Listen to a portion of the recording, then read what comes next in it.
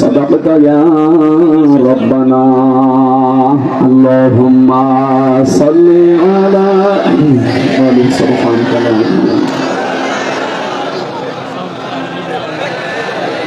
এখানে গল্প বাদ দেন, বসেন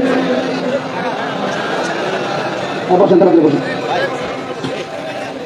আলহামদুলিল্লাহ, বাংলাদেশের ঐতিহ্যবাহী জেলা লক্ষ্মীপুর সদর থানার অন্তর্গত। এই আওয়াজ বাড়ি কেন? ধাক্কা লাগবে না। বালুয়া ভাঙতি সংলগ্ন ময়দানে তাফসীরুল কোরআন মাহফিলের স্বনামধন্য সভাপতি জনাব মমিনুল্লাহ সফি, সভাপতি তাকওয়া ফাউন্ডেশন, বিভিন্ন বিশিষ্ট শিল্পপতি ও সমাজসেবক দামাত বারকাতুহুমুল আলিয়া, বলেন আমিন। মাহফিলের প্রধান অতিথি শাইখুল মাশায়েখ, বাংলাদেশ জাতীয়তাবাদী দল বিএনপির শ্রদ্ধাভাজন যুগ্ম মহাসচিব, এলাকার কৃতি সন্তান, সাবেক সংসদ সদস্য, সাবেককে তিনবারে না মানে এই তিনবারের নাকি এই তিনবারে যারা তাদের সাবেক লিখবেই না, সাবেক চোর লিখবে, কারণ ওরা চোরই বেশি হলেও লিখে যায় সাবেক ডাকাত। এই জন্য 3 টার্মে যারা এমপি, সাবেক এমপি, সাবেক মন্ত্রী, এরা যেন কোনোদিন এটা না লিখে। আরো জনগণের টাকা নিয়েছেন, এই তিনবারে যা সব ফেরত দেওয়া লাগবে, কারণ আপনাদেরকে আমরা ভোট দেই। কিসের এমপি দাবি করেন, কিসের মন্ত্রী? আমার এখন 33 বছর বয়স, আমার 92 সালে জন্ম। 18 বছর থেকে ভোট দিয়ে আরম্ভ করলে আমি 3বার ভোট দিতে পারতাম, একবারও পারি। তার মানে আমি যদি না পারি, পেরেছি কে? এদেশে ভোট হয়নি, আগামীতে এটা আর হবে না, ভোট হওয়া লাগবে। এটাই আমরা চাই। বিশিষ্ট রাজনীতিবিদ, সমাজসেবক, সাবেক এমপি জনাব শহীদ উদ্দিন চৌধুরী আনি আতালাল্লাহু আমরাহু ওয়া বারাকাল্লাহু ফি হায়াতি, বলেন আমিন। বিশেষ অতিথি আমাদের লক্ষ্মীপুরের সন্তান, বিশিষ্ট রাজনীতিবিদ জনাব ডক্টর মোহাম্মদ রেজাউল করিম, প্রধান উপদেষ্টা লক্ষ্মীপুর জেলা উন্নয়ন ফাউন্ডেশন, বিশিষ্ট আইনজীবী জনাব অ্যাডভোকেট মোহাম্মদ হাসিবুর রহমান। এতক্ষণ যারা আলোচনা রাখলেন মাওলানা সালাউদ্দিন চাঁদপুরি, মুফাসসিরে কোরআন। আলোচনা রেখেছেন মাওলানা মুফতি নাসিরউদ্দিন, মাওলানা ইব্রাহিম, মাওলানা শাহ আলম, সম্মানিত পরিচালক সহ অন্যান্য ব্যক্তিবর্গ। কত মানুষের নাম দিয়েছেন, আমরা একবারেই দোয়া করছি ওয়ারাফা'না লাকা যিকরাক। এই মানুষগুলোর মর্যাদা আল্লাহ দুনিয়া আখিরাতে যেন আলো বাড়িয়ে দেন। লক্ষ্মীপুরে আসলেই মনে পড়ে কোরআনের পাখি, লক্ষ্মীপুরের কৃতি সন্তান, হাজারো আলেমের উস্তাদ, বিশিষ্ট ইসলামী চিন্তাবিদ, মুফাসসিরে কোরআন মরহুম আল্লামা লুৎফুর রহমান। আল্লাহ রাব্বুল আলামিন তার কবরটাকে জান্নাতুল ফেরদাউস বানিয়ে দেন। মনে পড়ছে শ্রদ্ধাভাজন বড় ভাই আল্লামা তারেক মনোয়ার, তার শ্রদ্ধাভাজন পিতা সাবেক এমপি। এটা সাবেক বলা যায়, সাবেক না? মরহুম মাস্টার শফিকুল ইসলাম, শফিকুল্লাহ, আল্লাহ রাব্বুল আলামিন তার কবরকে জান্নাতুল ফেরদাউস যেন বানিয়ে দেন, আমিন। মঞ্চে বসা আপনাদের এলাকার সম্মানিত ব্যক্তিবর্গ, অবশ্যই তাদের সম্মান আছে, নয়তো আপনারা এখানে নিয়ে আসতেন না। সামনে বসা মুসলমান ভাইরা, পর্দার আড়ালের সম্মানিত মা এবং বোনেরা, প্রশাসনের ভাইরা, প্রাণ প্রিয় লক্ষ্মীপুরবাসী, আল্লাহর দরবারে শুকরিয়া জানাচ্ছি যিনি আমাদেরকে সুস্থ রেখেছেন। ভাই বলছিলেন না যে আসলে বিশাল একটা জগদ্দল পাথর আল্লাহ নামিয়ে দিয়েছেন। কয়েকদিন আগে আপনারা জনাব মির্জা আব্বাস সাহেবের একটা কথা শুনেছিলেন যে জলিয়ার জীবনে কিছুই না পায়, কোনো আফসোস নেই, হাসিনা নেমে গেছে, এইটাই যথেষ্ট। অন্তত এখন একটু আরামে তো কথা বলতে তো পারছি, জেলে তো থাকা লাগছে না। এটাই শুকরিয়া আল্লাহর কাছে যে বিশাল একটা পাথর আমাদের বুকের উপর থেকে আল্লাহ নামিয়ে দিলেন। 1500 বছর আগে একটা পাথর ছিল পৃথিবীতে, সেটা ছিল আয়ামে জাহিলিয়াতের পাথর। আর এই 15.5 বছর ছিল আওয়ামী জাহিলিয়াতের পাথর। শব্দ দুটো প্রায় কাছাকাছি, আয়ামে আর আওয়ামী, কাজও প্রায় একই। আপনি দেখবেন ইতিহাস ঘুরে, আমি যতটুকু লেখাপড়া করেছি আমি দেখেছি ওই জামানায় আবু জেহেল 15টা কাজ হাতে নিয়েছিল, আর আমি 15.5 বছরে হাসিনার কাজ পেয়েছি 16টা, তার মানে আর 1টা বেশি। আমরা সামনে যদি সময় পাই আয়াত যা পড়েছি আয়াতের আলোকে কথা বলবো ইনশাআল্লাহ। তাফসীর মাহফিল লিখে দিয়েছেন, তাফসীর আকারে কথা বলবো। গত পরশুদিন আপনারা রিপোর্ট পেয়েছেন মাইক্রোসফট, ওনারা রিপোর্ট দিয়েছে দুনিয়ায় 257টা রাষ্ট্র আছে, সব রাষ্ট্রে দায়িত্বশীল ছিল। 10 জনের মানুষের নাম তারা দিয়েছে। সর্বনিকৃষ্ট মানুষের তালিকা প্রথম নাম্বারে হাসিনার নাম। ওনারে আমার মনে হয় শেখ বলা ঠিক না, কারণ শেখ মানে সম্মানিত। ওনারে যদি শেখ কেউ বলতে চান তাহলে আবু জেহেল কেউ হযরত আবু জেহেল বলা লাগবে। এই কারণে ওনার আমি শেখ বলি না, এমনি হাসিনা বলেন, কারণ ওনার হাতে যত রক্ত লেগে আছে কিয়ামতে জবাব দিতে দিতে জীবন শেষ হয়ে যাবে। একটা মার্ডার মামলা করলেই মানুষের জীবন শেষ হয়ে যায়। ওনার নামে 275টা মার্ডার মামলা, সব তো তারা এখনো করেনি। 2732 জন মানুষ মারা গেছে শুধু 24-এর এই 5 আগস্টের আগে। আর 28 অক্টোবর 2006 থেকে শুরু করে যদি হিসাব করা যায়, আপনি যে কত মানুষকে দুনিয়া থেকে বিদায় করেছে ঠান্ডা মাথায় গরম মাথায়, কারণ ওনার যার উপরে রাগ তার জীবন শেষ। এই যে সরঞ্জিত বাবু বলতো না যে বাঘে ধরলে ছাড়ে, হাসিনা ধরলে আর ছাড়ে না। খালেদা জিয়াকে হিংসার বশবর্তী হয়ে ধরেছিল, তার জীবনটাই নষ্ট করে দিয়েছে। এক কাপড়ে 40 বছর একটা বাড়িতে ছিল বিধবা মেয়ে লোকটা, 3-3বারের সাবেক প্রধানমন্ত্রী।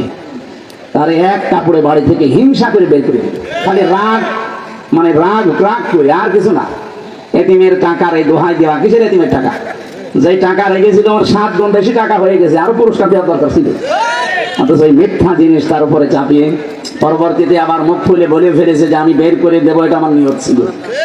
মানুষ এই নিকৃষ্ট কাজ আপনি করলেন, তাম পৃথিবী ওই দিন আমার মনে হয় ম্যাডামের কান্না দেখে কেঁদেছে। এই কথা বলেন না কেন? একটা মাজলুম পরিবার এই জিয়া পরিবারটা, এই জন্য ওনার নাম শুনলে মানুষ শহীদ জিয়া বলে।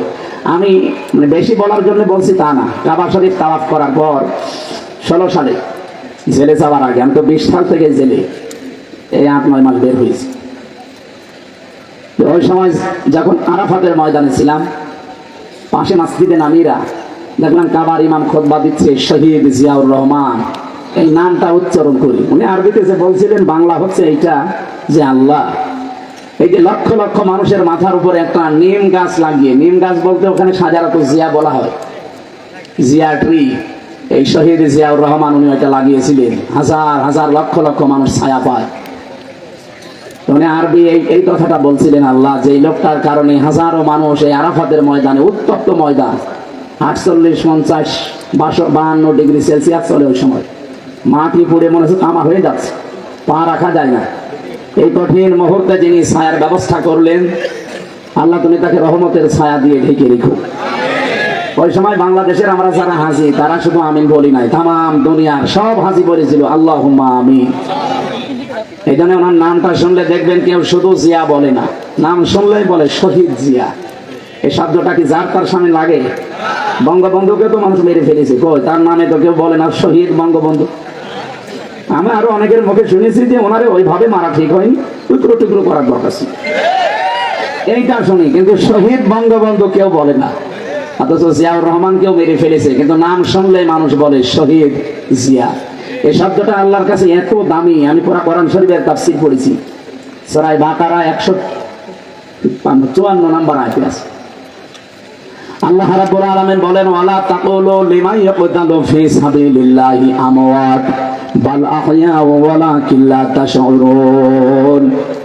আল্লাহ তামাম দুনিয়ার সব মানুষের মুখের উপরে নোটিশ দিয়েছেন, কথা বলবি না। কি বলবি না? কি কথা? ওই কথা বলা যাবে না যে যারা শহীদ হয়েছে ওরা মরে গেছে, না, ওরা জীবিত, কিন্তু তোমরা টের পাও না। আল্লাহ পাক এতটুকু বলে শেষ করে দিতে পারতেন। মানুষ যেহেতু মুখ দিয়ে কথা বলার পরে ধারণা করতে পারে, কি দিয়ে? অন্তরে। বলেন বলেন, অন্তরের উপর আল্লাহ আইন জারি করেছেন, আলা তাহসাবান্নাল্লাযীনা কুতিলু ফি সাবিলিল্লাহি আমওয়াতা বাল আহইয়াউন ইনদা রাব্বিহিম ইরযাকুন। সূরা আলে ইমরান 4 নম্বর পারা 11 নম্বর পৃষ্ঠা 9 নম্বর লাইনের 169 নম্বর আয়াতে আছে। এটা তাফসীরে ফি জিলালিল কোরআন, সাইয়্যিদ কুতুব রাহমাতুল্লাহ আলাইহি লিখেছেন। আল্লাহ পাক বলেন, দুনিয়ার মানুষ ধারণাও করবি না যে যারা শহীদ হয়েছে ওরা মরে গেছে, না, এত বলা যাবেই না, ধারণাও করা যাবে না, বরং তারা জীবিত এবং আমি আল্লাহ নিজে তাদেরকে রিজিক দেই। সুবহানাল্লাহ বলতে পারুন। সুতরাং শহীদ জিয়া সহ যারা শহীদ হয়েছে এরা কিন্তু মারা যায়নি, এরা জীবিত। জীবিত থাকলে যেহেতু খাওয়া লাগে, এখানে খাওয়ায় কে? শহীদ উদ্দিন চৌধুরী এনি, উনি যদি এখন ইমান নিয়ে মারা যেতে পারে, কবরে যাবে, ঘুমিয়ে পড়বে, এতটুকু শেষ, আর কিছু নেই। তাও ইমান নিয়ে যদি মরতে পারে, কবরে ঘুমিয়ে পড়বে, কিয়ামতের সিংহায় ফুৎকার দেওয়ার পরে উঠে দাঁড়াবে, এর মাঝখানে আর কিচ্ছু নেই। কিন্তু কোন মানুষ শহীদ হয়ে গেলে আল্লাহ পাক বলেন ও ঘুমায় না, ও জীবিত থাকে, আর যে জেগে থাকলে খাওয়া লাগে, আমি আল্লাহ নিজে তাকে জান্নাতের খাবার খাওয়াই। আল্লাহ শহীদ জিয়াকে যেন সর্বোচ্চ মাকাম দান করেন শাহাদতের, বলেন আমি। তার স্ত্রী অসুস্থ, আপনাদের এই পাশের জেলা ফেনীর মেয়ে, আল্লাহ রাব্বুল আলামিন তার এই বান্দিকে যেন সুস্থ করে আবার এই দেশে ফিরিয়ে দেন। তার একটা সন্তান কবরে আছে আরাফাত, সে মারা যায়নি, তাকেও মেরে ফেলা হয়েছে। আমার মনে হয় যে সমস্ত টেনশন আপনারা দেন, এই কারণে মানুষ এমনি মরে যাওয়া যায়। আমার 3টা বছর ফাঁসির কন্ডেম সেলের ভেতরে 24 ঘন্টা তালা লাগিয়ে রাখে আমারে আর গিয়াসউদ্দিন মামুন ভাই। মনে হচ্ছে কি করেছি আমরা। উনি তো আমার বাবার বয়সে, একটু বয়স্ক মানুষ, ওনার তো ধৈর্য আছে, অনেকদিন আছে ছেলে, আর আমি কেবল গেছি এমন কড়া করে আরম্ভ করলো, কেউ আমার সাথে কথা বলেন। 24 ঘন্টা তালা লাগিয়ে আবার সিসি ক্যামেরা দিয়ে রেখেছি। কারারক্ষী কপাল খারাপ যেটা পড়ে, দেবদুলা, সুব্রত বালা, আশিক কুমার, সঞ্জয় দত্ত, এ যা বলছিল আল্লাহ বলি না, এর কাছে কি আলেম জালেম আছে? একদিন বললাম যে ভাই সবসময় খালি তালা লাগিয়ে রাখেন, একটা বই এনে দেন একটু পড়ি। ও আল্লাহ, বই এনে দিলে বঙ্গবন্ধুর আত্মজীবনী, ও ছাতা পড়ে আমি করবো কি? আর ভালো বই আনবেন। পরের সপ্তাহে আরেকজন দায়িত্ব পেয়েছে, ও এনে দিলে বঙ্গবন্ধুর ছেলে গেলা। মজার ভালো বই পান না, কি আনেন আপনি? আগামী সপ্তাহে লাইব্রেরি খুললে ভালো বই এনে দেন। হ্যাঁ, এনেছি বঙ্গবন্ধুর সিন সফর, বই আপনি আনিয়ে আসবেন। কি বই নিয়ে আসেন? আমার ফাঁসি চাই, এই বই নিয়ে আসতে পারেন না? লেখকের নামও বলে দিচ্ছি, মতিয়ার রহমান লিন্টু। এই লোকের লেখা নিয়ে আনবেন। আমি মেজর ডালিম বলছি এই বই নিয়ে আনবেন। বলছে হুজুর ওই বই পড়তে নেই, পড়তে নেই, আপনি নিয়ে এসে। পরের সাথে একজন মুসলমান কারারক্ষী পেয়েছিলাম, আশরাফুল, ওর নামটা দেখে মনে হয় যাই কিছু আছে ভেতরে। বললাম যে ভাই আপনি তো অন্তত আমার ধর্মের, একটু তাফসিরে নিবেন। সারাদিন তালাবদ্ধ। আমার মামুনুল হককে এমন কঠিন করতো, তাফসির আল্লাহর ইশারায় নিয়েও এসেছিল 2টা, তাফহিমুল কোরআন ফি সিলালিল কোরআন। পৃথিবীতে 42টার উপরে তাফসির আমি পেয়েছি, সবচেয়ে বেশি ভালোবাসি এই 2টাকে, আর আল্লাহ মিলিয়েও দিয়েছে এই 2টা। সম্মানিত লক্ষ্মীপুরবাসী, আপনাদেরকে আমি যে মেসেজটা দিতে চাইলাম, শহীদ এই শব্দটা কিন্তু দামি শব্দ, কথা বলে না কেন? এটা যাকে তাকে আল্লাহ এই মর্যাদা দেয় না। শহীদ আরাফাত ওনাকে বলা যাবে, কারণ ওনাকে মেরে ফেলা হয়েছে, এমন টেনশনের ভেতরে থাকে আপনি মরে যেতে বাধ্য হবে। এ মানুষের শক্ত মানুষ বলে বেশি আছে। বহু মানুষকে আমি দেখেছি মরে বের হয়ে চলে যেতে, টেনশনে মানুষ মরে যায়। এইখানে আরাফাত ভাইকে আল্লাহ যেন কবরে মাফ করে দেন। জনাব তারেক জিয়া সাহেবকে আল্লাহ রাব্বুল আলামিন আবার আমাদের মাঝে যেন ফিরিয়ে দেন। আমি 3টা বছরে একটা মানুষের সাথে ছিলাম, মিয়া নুরুদ্দিন অপু ভাইয়ের অনেক উপকার পেয়েছি জেলখানার ভেতরে। মন থেকে মুসাফির অবস্থায় আমি অসুস্থ আছি, তারপরও দোয়া করছি মানুষটার জন্য, আল্লাহ তাকে যেন দুনিয়া আখিরাতে কল্যাণ দান করে। আরো জোরে বলেন আমি। যতদিন দুনিয়ায় থাকবো অপু ভাইয়ের জন্য মন থেকে আমি দোয়া করব। তার কাছে আমি ঋণী, বহু কিছু পেয়েছি জেলখানায় তার কাছ থেকে, কারণ ভেতরে কেউ কারো না, তো কঠিন অবস্থা, ওটা আলাদা একটা জগৎ, না গেলে আপনি বুঝবেন। কঠিন একটা জায়গা, একটু যদি কেউ উপকার করে মনে হয় যে সে আমার বাবার চাইতেও বেশি কাজ করবে। অপু ভাই এরকম কিছু করেছিলেন, এখনো যোগাযোগ আমার সাথে প্রায় মাঝে মাঝে করে। আল্লাহ রাব্বুল আলামিন তুমি অপু সাহেবকে মাফ করে দিও। সবাইকে নিয়ে আল্লাহর দরবারে কোরআনে কারীম শোনার জন্য যারা এসেছি, খুশি হয়ে বলেন আলহামদুলিল্লাহ। আমরা আল্লাহর প্রশংসা আদায় করে রাসূলের উপরে দরুদ আর সালাম পড়ে নির্ধারিত আয়াতে চলে যাচ্ছি। এদিকে তাকান, যারা ব্যস্ত আছে, এমনিতে সামাজিক রাজনৈতিক কাজকর্ম আছে, তারা চলে যাবে, অসুবিধা নেই। আপনাদের কি ওরকম জরুরি আছে? ঘন্টাখানিক সময় আমাকে দেওয়া লাগবে। আলহামদুলিল্লাহ, 1 ঘন্টা সময় দেওয়া যাবে না? আমরা নির্ধারিত আয়াত থেকে তাফসীর আকারে কথা বলতে চাই, থাকবেন তো ইনশাআল্লাহ? সুবহানাল্লাহ, আলহামদুলিল্লাহ। এই তো পাখা নেই, পাখা তো বাতাস দেওয়া লাগবে তো, আর এগুলো একটু পিছিয়ে স্যার, একটু পিছিয়ে। ঠিক আছে, ফ্যান না রাখবেন, একটু পাখা দেন, এমনি এখানে একটু বাতাস।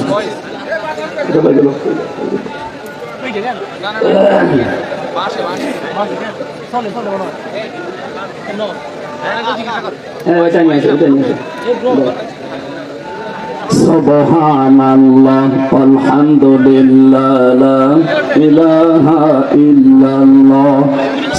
সুবহানাল্লাহ আলহামদুলিল্লাহ লা ইলাহা ইল্লাল্লাহ লা ইলাহা। কি বল দাঁড়িয়ে বলেন, 1 ঘন্টা 2 ঘন্টা বসে থাকতে পারেন না, ভেতরে বসে যান, ওঠাউটি করা যাবে না, একেবারে নিস্তব্ধ হয়ে যাবে, খালি বুড়ো মানুষ বাদ দিয়ে, কারণ শেষে আবার সব জায়গা নষ্ট হয়ে যাবে। বুড়ো মানুষ চলে যায় যে একটা জায়গা, কিন্তু যুবক মানুষ উঠলেই আপনার খবর আছে। আপনি যদি 1-1.5 ঘন্টা বসে থাকতে না পারেন, দিয়ে দিলে আপনার বউ টেকবে, শেষে লক্ষ্মীপুরের বদনাম হয়ে যাবে। এই জন্য উঠবেন না। কত মেয়ের বাপ বসে আছে জানেন আপনি? ওরা জামাই খুঁজতে এসেছে, এখন যদি দেখে ওটা যায় উঠে চলে যাচ্ছে।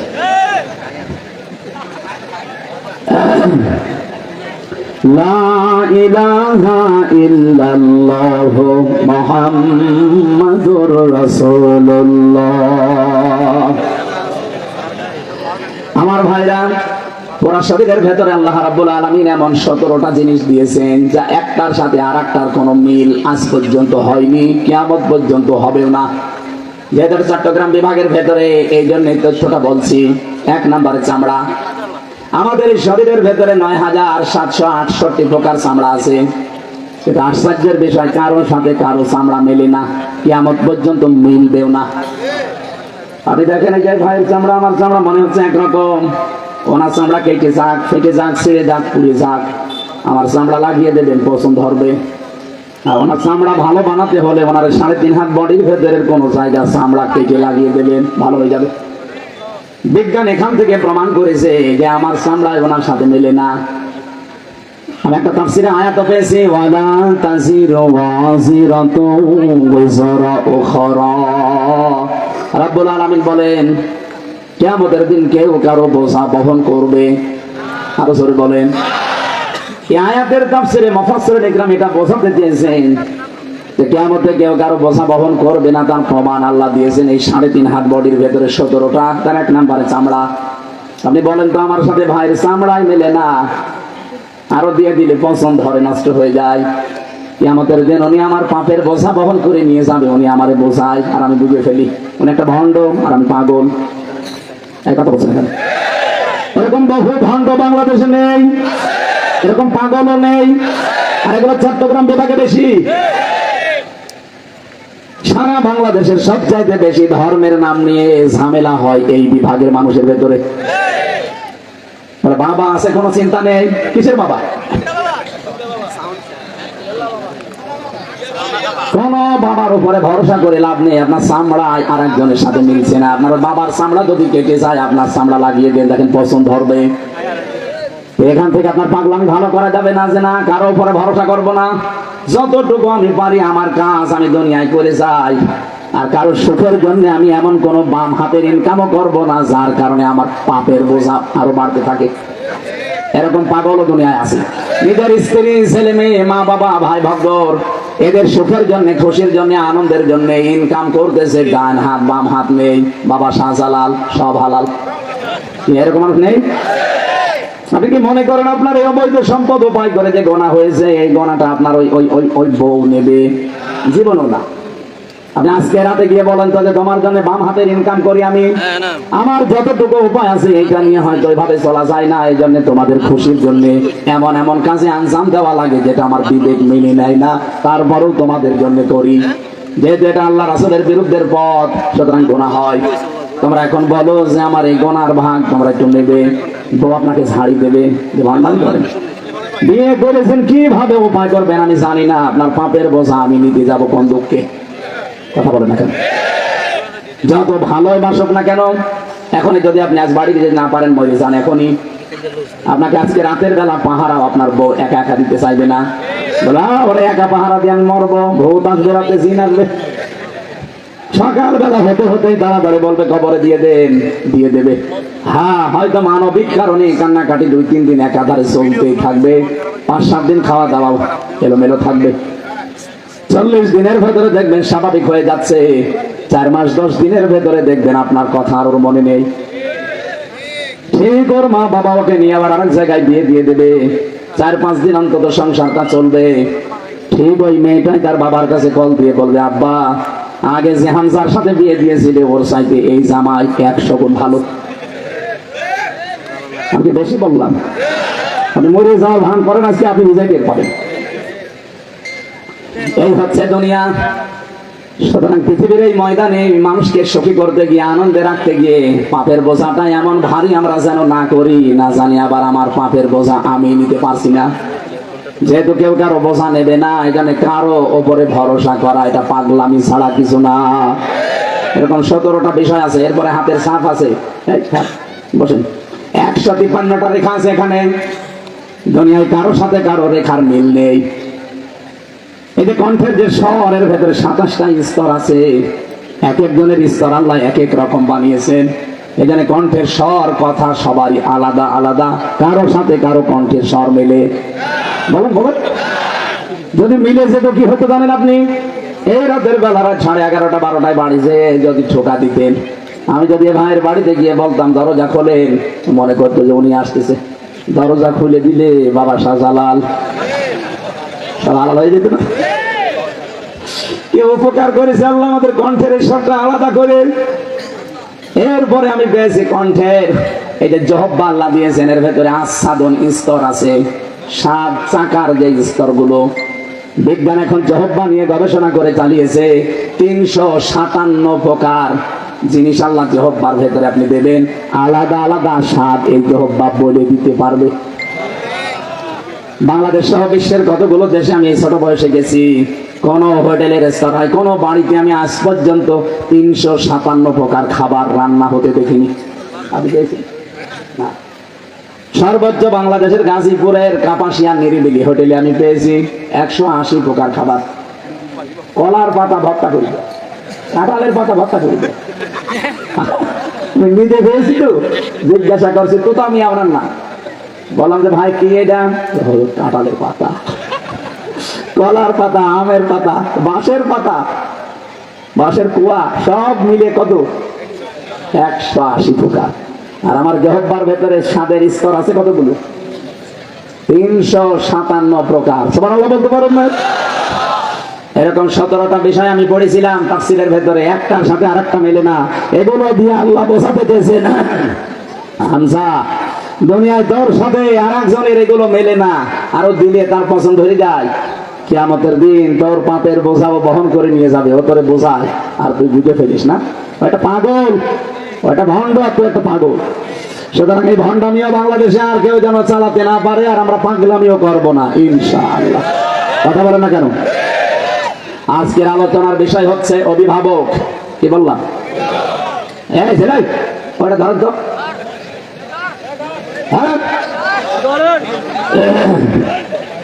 শুধু প্রসাদ পায়খানা আর বিড়ি খাওয়া ছাড়া কেউ যেতে পারবে না।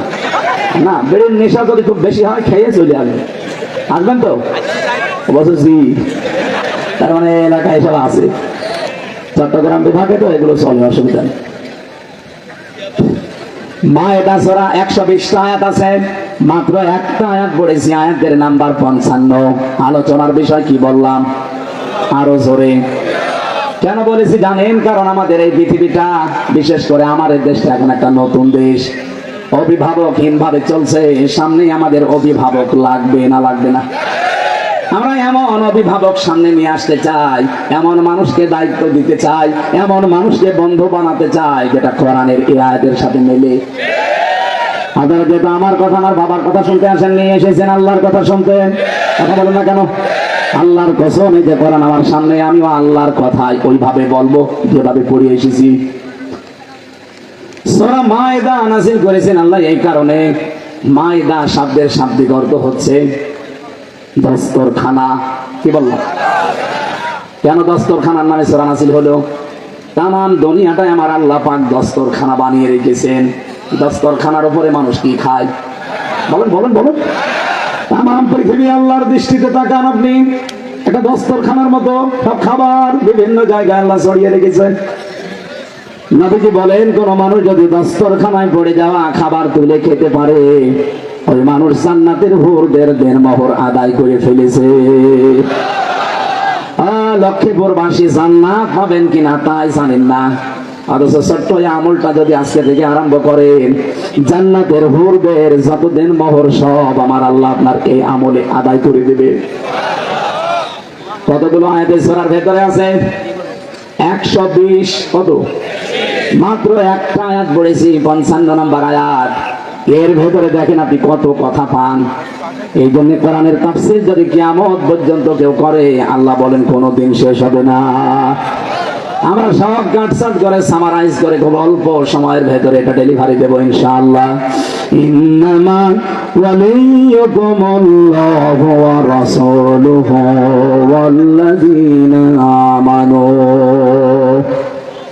এখানে যারা আলেম আছে, আলেম না এখানে, ইন্নামা দিয়েছেন আল্লাহ, এর বাংলা অর্থ একমাত্র, কেবলমাত্র, শুধুমাত্র, প্রকৃত পক্ষে। আল্লাহ পাক বলেন প্রকৃত পক্ষে অনিকজন, বন্ধু, অভিভাবক, দায়িত্বশীল, গাইডলাইন দাতা। 33টা অর্থ আছে শব্দের। এখানে কথা বলে কে গো? যারা মাহফিল দেয় এরা আসলে শোনে না, এরা আন্টি শান্তিতে সময় চলে যায়। আপনি কালকে আবার এখানে ওয়াজ পাবে, ভালো করে শোনেন, নাকি আপনার জন্য আজকের ওয়াজ না। শব্দের শাব্দিক অর্থ হচ্ছে অভিভাবক, বন্ধু। আমি বন্ধুর আরবি প্রায় 33টা পেয়েছিলাম তাফসিরে। যার মানে বন্ধু, অলি মানে বন্ধু, সাদিক মানে বন্ধু, হাবিব মানে বন্ধু, খলিল মানে বন্ধু, আশিক মানে বন্ধু। এরকম বন্ধুর আরবি পেয়েছি 33টা। অলি তার ভেতরে একটা।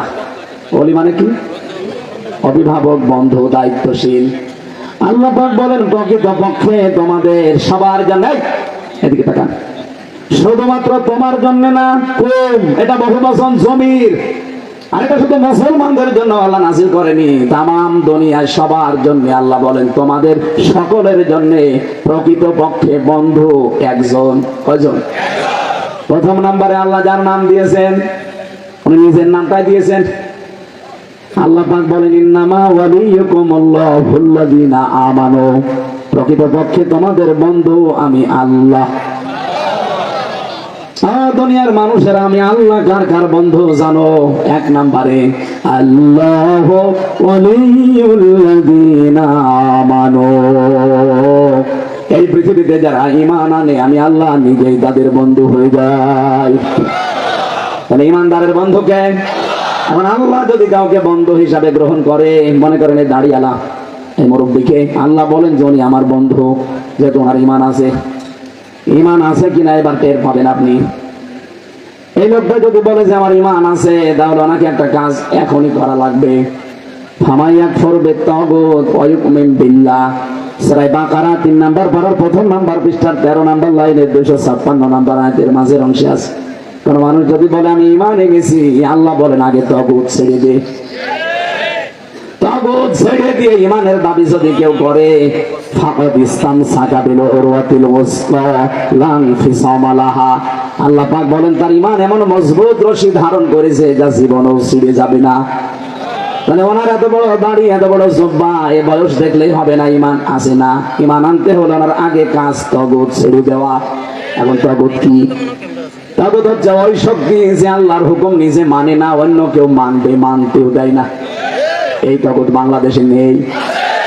এখন ওনার ঈমান আছে কেন নিজেই টের পাচ্ছে। উনি কি তাগুতের সাথে সম্পর্ক রেখে ঈমানের দাবি করছে, না তাগুত ছেড়ে দিয়ে ঈমানের দাবি করছে? বলেন, ওনার নিজের কাছে প্রশ্ন, উনি নিজে করুক। তাগুতের 2 নম্বর অর্থ হচ্ছে মানুষের তৈরি করা আইন। যারা মানুষের তৈরি করা আইন এই পৃথিবীতে কায়েম করতে চায় তারা তাগুত। আল্লাহ বলেন ঈমান আনতে হলে আগে ওটা ছেড়ে দেওয়া লাগবে, তারপরে দাবি কর।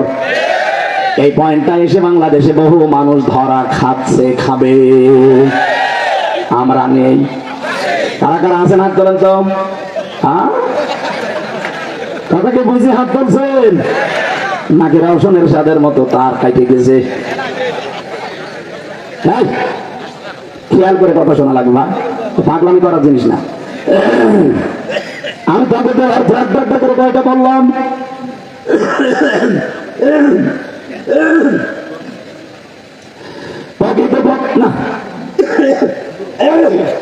না না,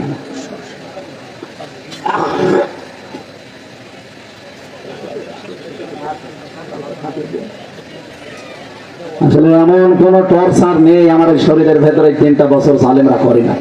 মাথার চুল থেকে পা পর্যন্ত একেবারে ধ্বংস করে ফেলেছে, জামা কাপড়ও খুলতে পারি না। শরীরও নষ্ট হয়ে গেছে, কণ্ঠটাও বসে গেছে। স্বাভাবিক হতে তো সময় লাগবে, কারণ ওরা যা খাওয়িয়েছে 3 বছর ওই ফাঁসির কন্ডেম সেলের ভেতর, ওকে খাবার নাকি এত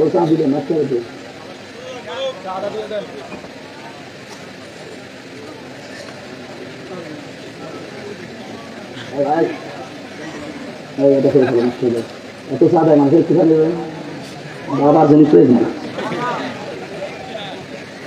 চা দেওয়া দরকার। লক্ষ্মীপুর মাসে খেয়াল করার দিকে আমি ওই লোকটাকে যে উদাহরণ দিয়েছি, তাই মানে উনি শুধু না, এখানে বহু মানুষ এরকম আমরা আছি। তাগুত আপনাকে ছাড়াই লাগবে না, তো আপনার ঈমান আল্লাহর দরবারে কবুল হবে না। 1 নম্বরে তাগুত ছাড়তে হলে কি ছাড়া লাগবে? যারা আল্লাহর বিধান মানে না, মানতেও দেয় না, এরকম শক্তির কাছে থাকা যাবে না। 2 নম্বরে আল্লাহর আইন বাদ দিয়ে যারা মানুষের তৈরি আইন প্রতিষ্ঠা করতে চায়, এরা তাগুত। কি আরো জোরে বলেন, এদের সাথে থাকা। আরো জোরে বলেন, যদি এদের সাথে থেকে ঈমানের দাবি করেন, আপনার ওই ঈমান টিকবে না। আল্লাহ পাক বলেন, আমি যেহেতু আমার নামই বললাম হামজাকে ঈমান আনার কারণে আমি বন্ধুরূপে গ্রহণ করেছি, এখন আমার হামজার প্রতি দায়িত্ব কি? ইখরিজুহুম মিনাজ যুলুমাতি ইলান নূর। আমি আল্লাহ চাই আমার বন্ধুকে অন্ধকার থেকে বের করে আলোর দিকে নিয়ে আসতে। এই পৃথিবীতে 4,500 ধর্ম আছে, আল্লাহর ভাষায় সব অন্ধকার, শুধু একটা আলো, তার নাম ইসলাম। কি কথা বলছেন না? সুতরাং 4,500 ধর্মে মতে পথে যারা আছেন, আপনি কিন্তু অন্ধকারের ভেতরে আছেন। এই জন্য জুলুমাত এটা বহু বচন, কিন্তু নূর আল্লাহ 1 বচন দিয়েছেন। কারণ ইসলাম কয়টা? আরো জোরে বলেন। দুনিয়ার এই নিয়ম নীতি থেকে যারা আল্লাহর দিকে, ইসলামের দিকে ফিরে আসতে পারে, আপনি বিশ্বাস করতে পারেন আল্লাহ আপনাকে বন্ধু হিসাবে মেনে নিয়েছে। সিস্টেম অফ প্রতিষ্ঠায় দেখুন আল্লাহ পাক বলেন, ওয়াল্লাযীনা কাফারু আউলিয়াউহুমুত তাগুত ইখরিজুনাহুম মিনান নূরি ইলাজ যুলুমাত। যারা কাফের তারাও বন্ধু হিসাবে শয়তান তাদেরকে গ্রহণ করে। এখন শয়তান যেহেতু তাদের বন্ধু, শয়তানের তো কোনো দায়িত্ব আছে না? নেই। শয়তানের দায়িত্ব হচ্ছে তাদেরকে আলোর দিক থেকে অন্ধকারের দিকে নিয়ে যাওয়া। আমি আবার বলছি, অন্ধকার হচ্ছে দুনিয়ার সব বানানো নিয়ম নীতি ধর্ম, আর ইসলাম হচ্ছে একমাত্র আলো। সুতরাং শয়তান যদি দুনিয়ায় কারো বন্ধু হয়, শয়তানের একটা দায়িত্ব এসে যায়, তাকে আল্লাহর ইসলাম থেকে বের করে নিয়ে কি করে অন্ধকারের দিকে নিয়ে যাওয়া যায়, সেই রাস্তা খুঁজে বেড়ায়। এ বাংলাদেশে এখন এইটা অনেকাংশে চলছে। কথা বলে না কেন? কত মানুষ দেখলাম ইসলামের কথা বলতো আগে, এখন নিজেরা ইসলামের বিরুদ্ধে বলছে। এরকম মানুষ দেশে নেই? কোথায় নবাবগঞ্জের হারুন আর হারুনের বউ? আপনি দেখেন এর আগে কত ভালো ভালো কথা বলতো, অথচ নিজে এখন আলেমদেরকে ধর্ম ব্যবসায়ী বলছে। এখানে ইসলাম থেকে বের করে তাদেরকে আলোর থেকে অন্ধকারের দিকে নিয়ে যাবে, এটা শয়তানের দায়িত্ব। কারণ শয়তান তাদেরকে বন্ধু হিসাবে গ্রহণ করেছে। এত বড় ফাঁকা ফাঁকা কথা বলার পরেও যদি কেউ না বোঝেন, নাকি আরো নাম ধরা লাগবে? এরপরেও যদি বলেন হুজুর আমি বুঝি না, এদিকে আসেন, আসেন, কানের নিচে এমন জোরে 2টা দেবো, একেবারে সব টের পেয়ে যাবেন। আপনি এরপরও বোঝেন না, না? আল্লাহর বন্ধু আল্লাহ পাক বলেন, প্রথম আমি আল্লাহকে তোমরা বন্ধু হিসাবে গ্রহণ করা লাগবে, আমি আল্লাহ তাদেরকে বন্ধু হিসাবে গ্রহণ করব। 2 নম্বরে তাদের যারা আল কাসিব হাবিবুল্লাহ, যারা কাজ করে খায়। কি করি? এই নিয়মটা বাংলাদেশে অনেকদিন ছিল না। কাজ না করে কি করে উপায় করা যায়, এই ধান্দায় অনেকে ছিল। শুধু কলমের খোসা দিয়ে একবারে 50 কোটি টাকা মারিং কাটিং করে এমন মানুষ ছিল না। আপনারা জানেন হাসিনার ছোট বোন রেহেনা, এটাও শেখ বলি না আমি, কারণ শেখ মানে সম্মানিত। একটা চোর, তাকে সম্মানিত বলবো কি করে? আপনার রূপপুর পারমাণবিক কেন্দ্র থেকে ৭৬,০০০ কোটি টাকা এখান থেকে মারিং কাটিং করেছে এই রেহেনা। আমার তো মনে হচ্ছে বংশটা পুরাই চোর। আপনি একটা ভালো মানুষ দেখেন ওই বংশে, যে এটা আল্লাহর ওলি ছিল না, যেটারে ভাবতাম যে ভালো, এটা আরো বড় শয়তান। এই যে সালমান এফ রহমান দরবেশ, দেখলে মনে হয়তো জান্নাত থেকে পালিয়ে এসেছে, অথচ এত বড় চোর। 36,000 কোটি টাকা মারিং কাটিং করেছে শয়তান। আমি তো একটাও ভালো মানুষ পাচ্ছি না, যারে হাত দেয় সেই দেখি এর চাইতে আরো বড়। এই চট্টগ্রাম বিভাগের একজন ভূমি মন্ত্রী ছিল, ওই শয়তানের বাড়ি নাকি 630টা। তোর কত বাড়ি লাগে?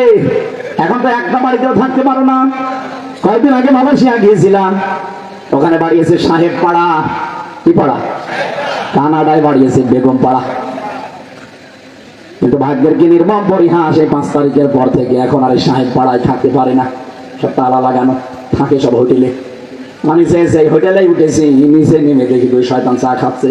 কি গো হুজুর, আমরা আগেই পালিয়েছি। কেন সাহেব পাড়ায় থাকবা না? হ্যাঁ, ওখানে থেকে মায়ের খাবো। বাংলার জনগণ এই দেশেও আছে, পিটিয়ে ভক্ত বানিয়ে ফেলবে। 630টা বাড়ি, যার আপনি চিন্তা করতে পারেন। একটা ভূমি মন্ত্রী, অথচ বাংলাদেশে তো মতিয়ার রহমান নিজামেও মন্ত্রী ছিল। তার মন্ত্রণালয়ের দায়িত্ব শেষ করার পরে সে আরো 36 টাকা ফেরত দিয়েছে। পৃথিবীর ইতিহাসে আমি এটা আর পাইনি যে কোনো দায়িত্ব শেষ করার পরে আবার টাকা ফেরত দেওয়া যায়। জালেমরা তার অনবীক্ষণ যন্ত্র দিয়েও 4 আনা পরিমাণেও দুর্নীতি খুঁজে পায়নি। আপনি আল্লাহর ওলি খুঁজে পান না, এর চাইতে আল্লাহর ওলি আবার কোথায় পাবেন? আমি পাবনায় ছিলাম গত পরশুদিন, তার বাড়িতে গিয়েছিলাম দেখার জন্য। এখনো মাটির দেওয়াল, উপরে টিন দেওয়া। আর ভাই 2টা মন্ত্রণালয় চালিয়েছি, 2টা মন্ত্রী তিনি, শিল্পমন্ত্রী আর কৃষি মন্ত্রী। কথা বলে না কেন? মন্ত্রীর বাড়ি কাঁচা, মাটির দেওয়াল, উপরে টিন, এটা ইতিহাস না? এর চাইতে আবার কি দেখতে চান আপনি? আপনি মানুষই খুঁজে পান না। আল্লাহর ওলি খোঁজ করার জন্য চলে যাচ্ছেন বরিশালে, চট্টগ্রামে, সিলেটে। কোথায় পেয়েছেন আল্লাহর ওলি? আল্লাহর ওলি তো ওইটা, যে লোকটা দায়িত্ব পালন করে সঠিকভাবে আঞ্জাম দিতে পারে। এই লোকটাও দায়িত্বে ছিল, টাকা 620টা বাড়ি বানিয়েছে। আমার মনে হয় এখনো যদি দায়িত্বে থাকতো ওর 700 বাড়ি পার হয়ে যেত। আমার মনে হয় নেশায় ছিল শুধু বাড়ি। কি চিন্তা করেছেন আপনি? একটা মানুষের বাড়ি কয়টা লাগে? ওর বাড়ি চট্টগ্রামে, গ্রামে যেখানে বাড়ি সেখানে না একটা বাড়ি আছে, খুব বেশি হলো ঢাকায়। আর ঢাকায় বাড়ি দরকার কি? সরকার তো তার বাড়ি দিয়েছে। মন্ত্রী হলে বাড়ি দেয় না? মন্ত্রী পাড়া আছে অলরেডি। তার মানে যারা দায়িত্বশীল হবে তাদের বাড়ির দরকার কি? সরকার আপনাকে বাড়ি দিয়ে দিচ্ছে, আপনি কাজ করবেন জনগণের জন্য না? নিজের বাড়ি 630টা বানিয়েছেন, আরো কিছুদিন গেলে 700 বাড়ি পার করে ফেলতেন। কবে থাকবেন বাড়িতে আপনি? এখন যা করে গেলেন 1000 বছরও কোনোদিন জনগণের সামনে এসে দাঁড়াতে পারবেন? আপনার যে এত বড় জোর, পৃথিবী এখন আশ্চর্য হয়ে গেছে যে কোনটা ধরবো। সেটাই ধরে 1000 কোটি টাকা কমে কেউ মালিক না। আমার কুষ্টিয়ার হানিফ, নাম শোনেননি? হানিফের চাচাতো বোনের চাচাতো বোনের চাচাতো বোনের 3 চাচাতো। এরপরে নাকি এক মহিলা আসেন, প্রাইমারি স্কুলের মাস্টার, তার স্ত্রী। এই মহিলা 1000 কোটি টাকার মালিক, এটা প্রাইমারি স্কুলের শিক্ষিকা। হানিফের যদি আপন বোন হতো মেনে নিতাম। চাচাতো বোনের চাচাতো বোনের চাচাতো বোনের ভাবি, এই যদি হয় অবস্থা, আপন বোনের কি আছে? লক্ষ্মীপুর মাসে এই জন্য আল্লাহ রাব্বুল আলামিন বলেন যারা কাজ করে খায়, নবীজি বলেন আল কাসিবু হাবিবুল্লাহ, এরা কিন্তু সাধারণ মানুষ না, এরা আমার আল্লাহর বন্ধু। এখানে আজকে থেকে আমাদেরকে কাজে হাত দেওয়া লাগবে, আমরা কাজ করতে চাই। লাকাদ খালাকনাল ইনসানা ফি কাবাদ, আল্লাহ পাক বলেন অবশ্যই আমি মানুষকে বানিয়েছি কষ্ট সহ্য করার জন্য। এই দেশে যে সম্পদগুলো ছিল, পাচার যদি না হতো, যত জায়গা আছে, আর চীন, তুরস্ক, পাকিস্তান, অন্যান্য দেশ যেভাবে আসতেছে, সৌদি আরব সহ, এই দেশে এখন যত খরচ করতে চাচ্ছে তারা, সত্যি যদি টাকাগুলো পাচার না হতো, প্রতি বছরে 42,000 কোটি টাকা শুধু পাচার হয়েছে। এই 15.5 বছর আপনি হিসাব করে দেখেন। সেদিন যাচ্ছিলাম মৌলভীবাজারে, হেলিকপ্টারের পাইলট আমারে বলছিল, এই যাওয়ার সময় যাচ্ছিলাম এই ব্রাহ্মণবাড়িয়ার উপর দিয়ে, একেবারে নিচ দিয়ে যাচ্ছিল। উনি আমারে বলছে হুজুর এই যে সমস্ত জায়গাগুলোতে প্রতিষ্ঠান হয়েছিল অর্ধেক আর বাকি করে নাই, শয়তানরা টাকা সব পাঠিয়েছে বাইরের দেশে, কারণ ওদেরকে তো আমি বই নিয়ে বেড়াতাম। এরা যদি ওই টাকাগুলো পাচার না করে বাংলাদেশে কর্মসংস্থান তৈরি করে দিত, 36 লাখ যুবক এখন বেকার। বন্ধ করে দিন। 36 লাখ যুবক এখন বেকার। এই মানুষগুলোর সম্মানজনক একটা কর্মসংস্থান তৈরি হইতো। এই দেশের মানুষ বাইরে যে পায়খানা সাফ করে, রাস্তা ঝাড়ু দেয়, হোটেলে রুটি বানায়, পানি টেনে দেয়, আমি নিজে দেখেছি। অথচ এই মানুষগুলো কিন্তু 36 লাখ যুবকের কর্মসংস্থান যদি হয়ে যেত, এদের দ্বারা আরো 3-4টা মানুষ চলতে পারতো। আমি যদি পরিবারের কর্তা হই, আমি যদি কোনো কাজ পেয়ে যেতাম, বলেন তো আমি 2-3টা মানুষ চালাতে পারতাম। কথা বলেন না কেন? কিন্তু শয়তানরা সে সুযোগ নষ্ট করে দিয়েছে। হাজার হাজার কোটি টাকা পাচার করেছে, এ দেশটা এত ঋণের বোঝা দিয়েছে। এখন কেউ জন্ম নিলে সে 1,10,000 টাকা তার মাথার উপরে ঋণ। কত? এখন যদি কেউ জন্মায় আজকে, তার মাথার উপরে ঋণ 1,10,000। আর বলে আমরা উন্নয়নের মহাসড়কে চলছি না। কিসের মহাসড়ক? দুর্নীতির মহাসড়ক তৈরি করেছিল, ধ্বংস করে দিয়েছে সব বিভাগ। বিচার ব্যবস্থার দিকে তাকান, আমি তো নিজে ভিকটিম। 3টা বছর আমার মামলা কতবার তুলেছে, জামিন দেয়নি। আবার বলে বিচার ব্যবস্থা স্বাধীন। পুরাটা মিথ্যার বানোয়াট। এই মিথ্যা কথার উপরে হাসিনা টিকেছিল। আমার আল্লাহ মনে হয় ওরে সব চাইতে বেশি ধরেছে আয়না ঘরের কারণে। কিসে মানবতার সাথে মহা কৌতুক এটা, আর কত বড় মারাত্মক। আয়না ঘর নাম শুনলে, আমি তো নিজে 10 দিন ছিলাম, আমি জানি। আমি তাও মিনিটাই ছিলাম, বিগটাই যারা ছিল বড়টা, এটাতে কত বড় ভয়ঙ্কর। এটা একটা চেয়ার দেখতে পান এখন ইন্টারনেটে, ওই চেয়ার হচ্ছে শর্ট দেওয়া, এভাবে লাফায়। আর আমি যে চেয়ারে গিয়েছিলাম, ওই চেয়ার ঘুরে আমার হাত আর পা ক্লিপ দিয়ে দেয়, গলার সাথে একটা ফিতা লাগিয়ে দেয়। একবার সুইচ টিপ দেবে, এক টিপে 1 মিনিটে 120 বার ঘুরবে। সেকেন্ডে কয়বার বলুন? বলুন, সেকেন্ডে 2 বার, 1 মিনিটে 120 বার। ওখানে আবার সুইচ ঠিক করা আছে, কোন সুইচে কতবার ঘোরে। প্রথমে হালকা হালকা দেয়, এরপরে দিতে দিতে সর্বশেষ যেটা 1 মিনিটে 120 বার। 1 মিনিট পরে মনে হবে আমি 4-5টা দুনিয়া দেখতে পাচ্ছি। এই যে হাতের সাথে আর পায়ের সাথে সেট করা মেশিন আছে, একেবারে আঙ্গুলের সাথে এমন ভাবে সেট করা, পায়ের সাথে হাতের সাথে। শুধুমাত্র এসে এরকম টিপ মারবে, এক টিপে হাতের এই নখগুলো খুলে চলে আসবে। নখ খুলে আসলে যেহেতু রক্ত বের হয় ফিনকি দিয়ে, আপনি তখন দেখবেন ওরা ওই নখের উপরে লবণ ছিটিয়ে দেবে।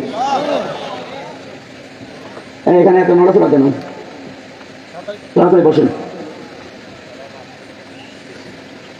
বলে তো শুনতে যদি এরকম লাগে, অথচ আমি ফেস করে আসলাম, কত ভয়ঙ্কর ছিল জায়গাটা। এই পাশের জেলা নোয়াখালী না, ওখানকার এক আলেম আমার সাথে ছিল। উনি আমারে বলছিল, হামজা ভাই আপনার সাথে কি করেছে আমি জানি না, তবে আমার এই পায়ের ভেতর দিয়ে হাত লাগিয়েছে এইভাবে। এর সামনে যে লোহার ব্যারিকেড দেওয়া আছে খাসা, ওই লোহার রডের সাথে হাত চেন দিয়ে আটকিয়ে দিয়েছে। আর ভাই 2 দিন 5 দিন 7 দিন না, বছরের পরে বছর একটা মানুষ এভাবে বাধা থাকে। মাত্র 1.5-2 মিনিট সময় দেয় টয়লেট করার জন্য। সকালবেলা একটা পচা ছোলা দিয়ে যেত, দুপুরবেলা 1 মুঠ ভাত দিত, তাও মনে হচ্ছে কেউ মাখিয়ে দিয়েছে। কত মানুষকে আমরা দেখতাম, কেউ কেউ লিখে রাখতো দেওয়ালে, এই আঙ্গুলের খোসা খোসা দিয়ে এত বড় বড় নখ হয়ে যায়। ভাঙ্গা ভাঙ্গা অক্ষরে লিখে রাখতো, ভাই কেউ যদি বাইরে যেতে পারেন এই নাম্বারটাই জানাবেন যে আমি অমুক, আজও বেঁচে আছি। আরো বলে যে আমি কি করেছি, আমার পালানো লাগলো। কি করেছেন আপনি টের পাচ্ছেন না? আপনারা যদি এরকম 13 বছর 14 বছর আয়না ঘরে রেখে দেওয়া যেত, তখন আমার সাথ দিত। বলে কি করেছি। যারা এখনো পর্যন্ত জালেমের পক্ষে স্ট্যাটাস দেয়, ওদের জন্মের ঠিক নেই। শয়তানের বাবারে যদি আয়না ঘরে আটক করে রাখা যেত, এর পর্যন্ত কি হচ্ছে। কি করেছিলাম আমি আমার নিজেরটাই বলছি, কেন 3টা বছর আমার জীবন থেকে কেড়ে নিলেন? কি জবাব দেবেন আপনি বলেন? কি গুরুতর অপরাধ এমন করেছিলাম যে আমার ফাঁসির কন্ডেন্স সেলের ভেতরে 24 ঘন্টা তালা লাগিয়ে রাখা লাগবে? আমি কি মার্ডার মামলার আসামি? একটা মামলা দিয়ে বছরের পর বছর আপনি আমার মানব অধিকার নষ্ট করেছেন, আমার অধিকার হরণ করেছেন। আর বলে আমি কি করেছি? টুকরো টুকরো করলো আমার গায়ে ঝাল মেটে। আর যে অফিসার গুলো ছিল, এগুলো পুরাটা যারো সন্তানের কুলাঙ্গা।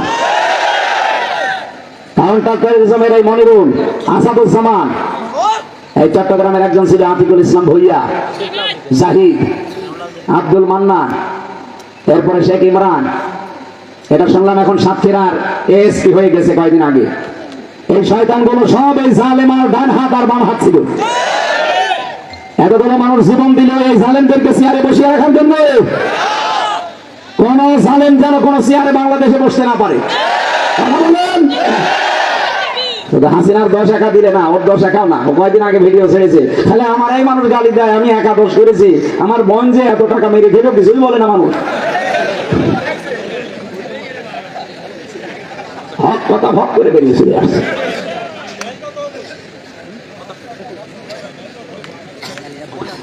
লক্ষ্মীপুরবাসী, আমি যদি নিজে এটা ফেস না করতাম, আল্লাহর কসম আমি বলতাম না এই 15.5 বছরে হিংসার বশবর্তী হয়ে রাজনৈতিক প্রতিহিংসার কারণে বহু মানুষের জীবন এই মহিলা নষ্ট করে দিয়েছে।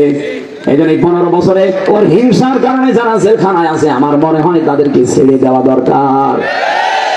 এটিএম আজহারুল ইসলাম 13 বছর ছেলে লোকটা, শুধু হাসিনার হিংসার কারণে। কারণ আজহার সাহেবের বাড়িও রংপুরের বদরগঞ্জে, হাসিনার শ্বশুর বাড়িও রংপুরের বীরগঞ্জে, পাশাপাশি গ্রামে। ছোটবেলায় ওর স্বামীর সাথে কোনো ঝামেলা হয়েছিল।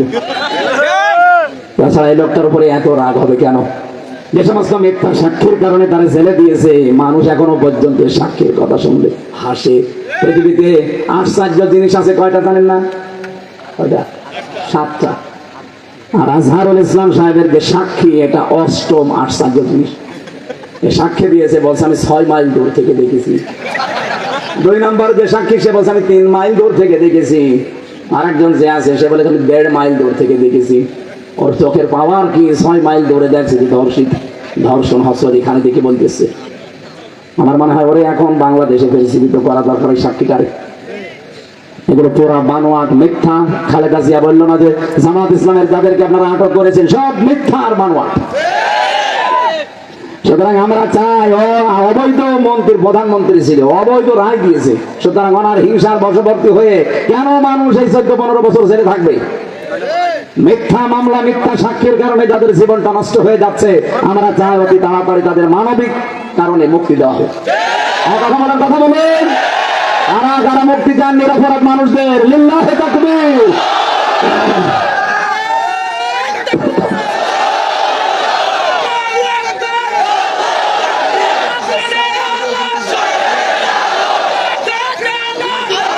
আলহামদুলিল্লাহ।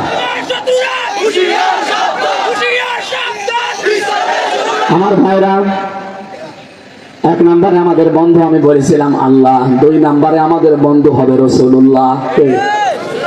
বলেন আপনি আন্দাজে রাসূলুল্লাহ আমাদের বন্ধু বললে হবে না।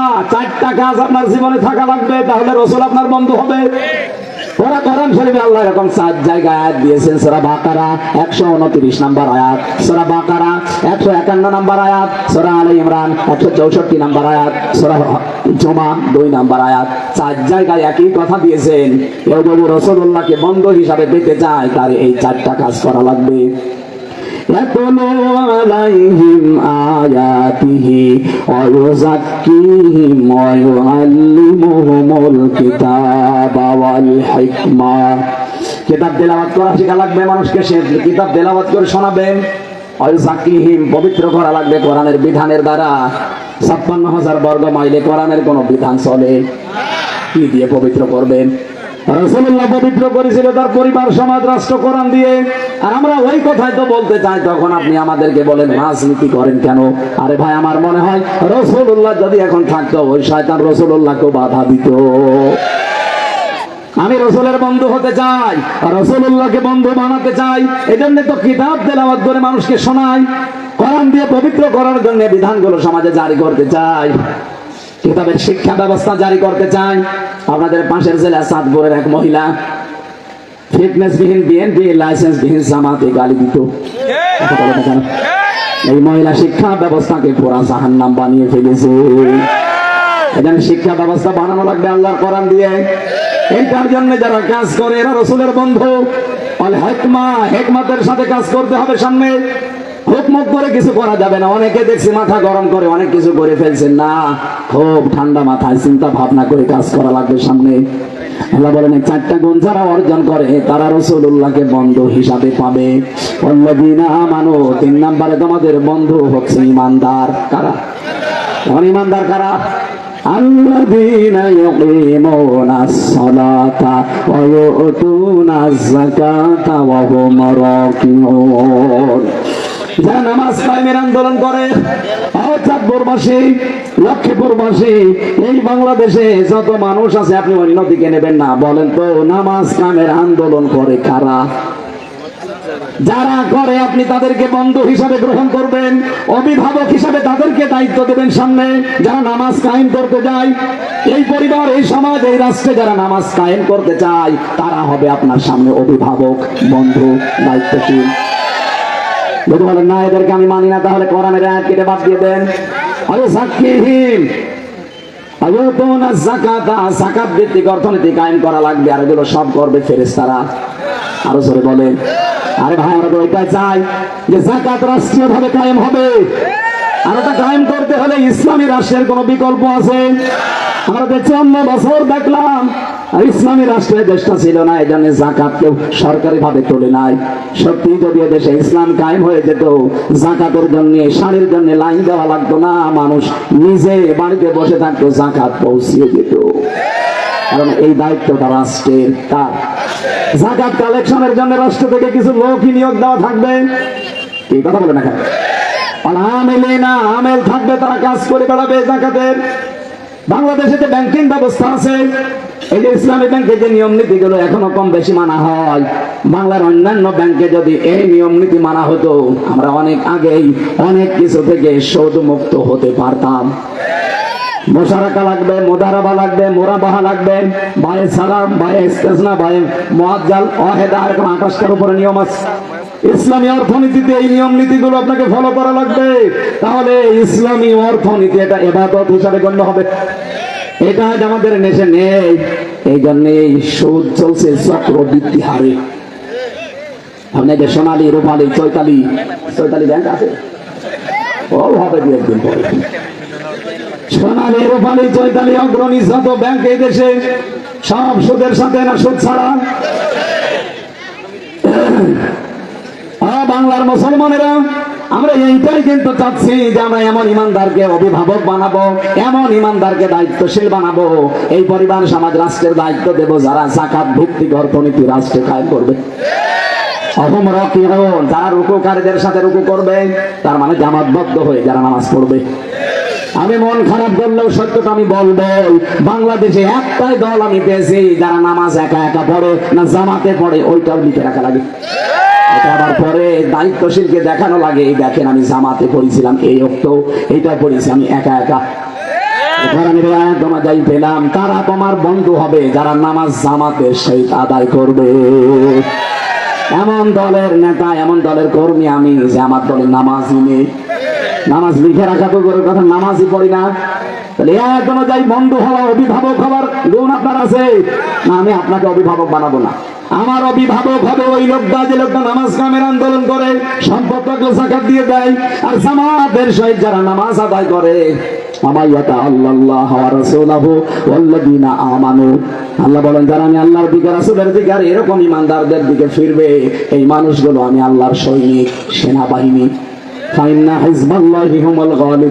আর এরাই সামনে বিজয় হবে। বলেন সুবহানাল্লাহ।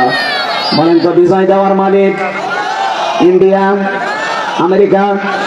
অনেকে তো মনে করে না আমেরিকা আমাদের বিজয় দেবে, এই জন্যই তো পাগল হয়ে গিয়েছিল মোদি, যেই গেছে ট্রাম্পের কাছে, অনেকে বগল বাজাচ্ছে কাজ হবে। কিন্তু ট্রাম্প জাতি মাতাল হলো, তাহলে ঠিক আছে, একবারে মোদির সামনে মুখের উপরে বলে দিয়েছে হাসিনার বিষয় কোনো কথা নেই, ওটা আপনার ব্যাপার। মনে আছে যে একেবারে গরম ভাতে বিলায় বেজার।